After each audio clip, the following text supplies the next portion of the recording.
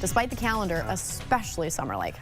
We could just say summer the rest of September, the way things are Honestly, going. yeah. You know, I was wondering that first week of September, when it was real cool, how many people that have pools closed their pool? Totally. And now are regretting it because it's been so hot. Yeah. It's just been a hot week, really. The fifth straight day with temperatures in the 80s or 90s.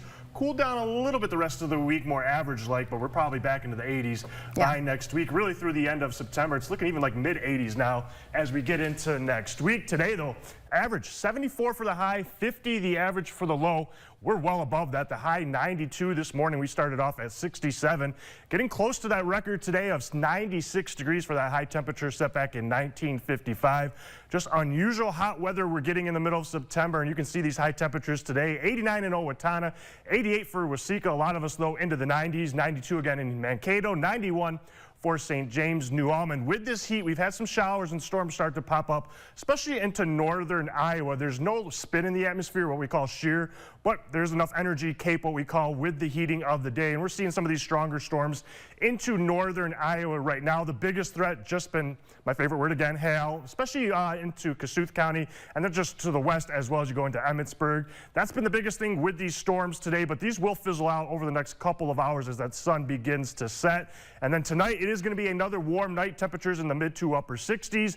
We're going to have a system start to get close to the area tomorrow, and then it just pretty much stalls out over the next couple of days. So we'll kind of have on and off showers and storms through the rest of the work week into the beginning of the weekend. Those temperatures again cool down to the 70s, but again, by next week, we're talking low to mid 80s for much of next week. We did have upper level ridging in place that's starting to move to the east. You can see higher up just above Michigan, but we're going to be right in that pattern change with upper level trough just to the west. And where the trough and that ridge meet, that's where you get those systems to develop.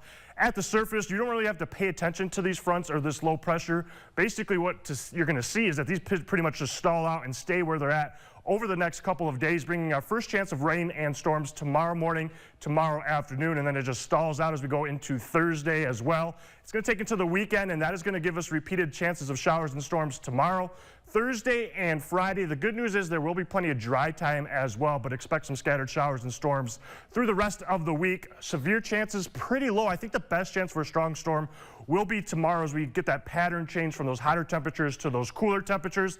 Tonight, just clearing out after those clouds go away.